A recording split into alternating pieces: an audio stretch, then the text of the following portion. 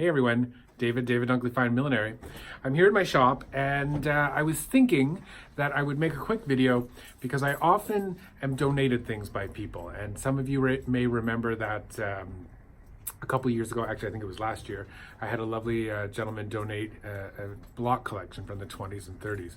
I still haven't completely gone through that collection, but I am making my way through it, and one day I'll talk about that too. But anyways, I just recently, yesterday actually, had a donation given to me, and by a lovely woman whose name I'm blanking on as we speak. Kelly is her name. Thank you, Kelly. And she was the daughter-in-law, I believe I'm getting that right, to a woman named Silva. And Silva recently passed away, and they had a little chitty chat about what is important to Silva and what some of her items were. And she had this beautiful hat box, and there were some treasures in it that they discussed, and the request was that it be given to a beautiful home.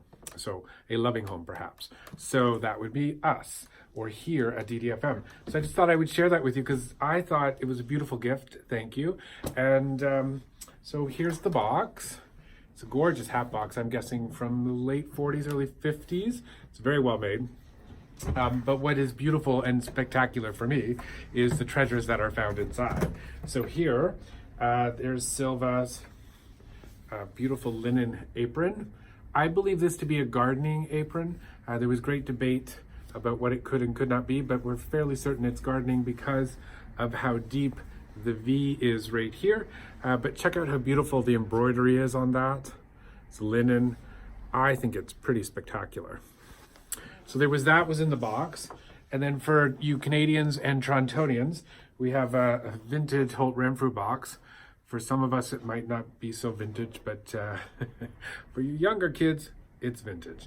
Anyways, upon opening it, there are some pretty spectacular treasures in here as well.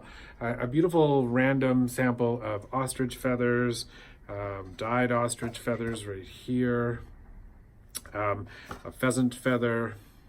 But what is spectacular for me as a milliner is the two, they're called feather mounts, feather mount egret mounts that are here.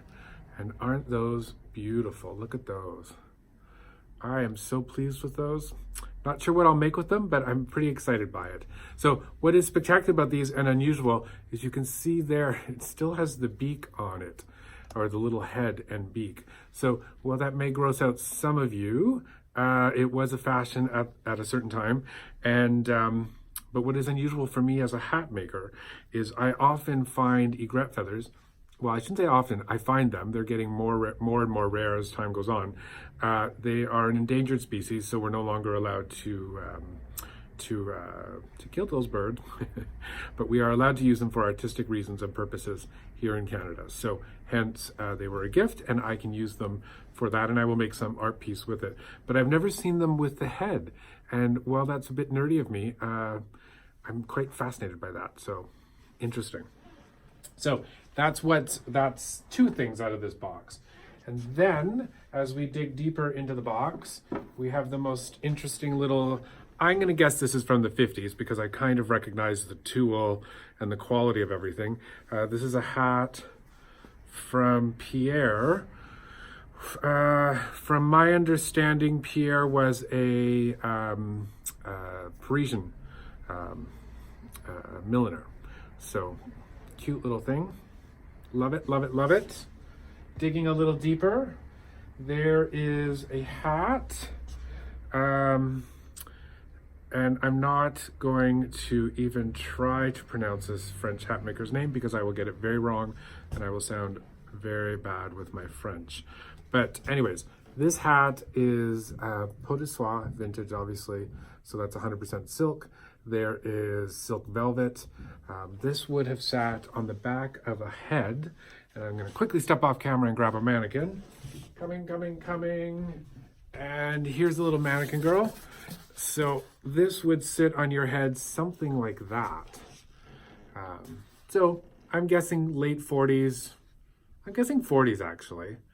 Maybe the 50s, but I think 40s. You tell me what you think. What is lovely about it also is the hat pin that is right there.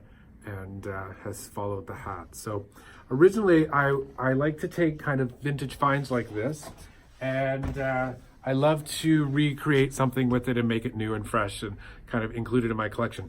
I'm now fairly certain I will not take this apart, because for my milliner friends out there, the nerdy part of me will show you that this is not done out of buckram. This has, I don't know if you can see that, that is a willow foundation. So for my millinery nerds, that is a big deal. A very rare foundation that is no longer created, which we no longer work with and we no longer create with, but used to be used back in the day. So a spectacular rare find. So there's that and that. And then the last of the last is this hanger, which I would normally not be interested in a hanger, but it's collapsible, it opens up, and some of you might recognize the label that is right there. It's an Hermes travel hanger. So, not sure what I'll do with it, if anything, probably just stay in the box. All of this will sit together until it's time to design something. So, anyways, that's the ramblings of a hat maker, and you have a great day.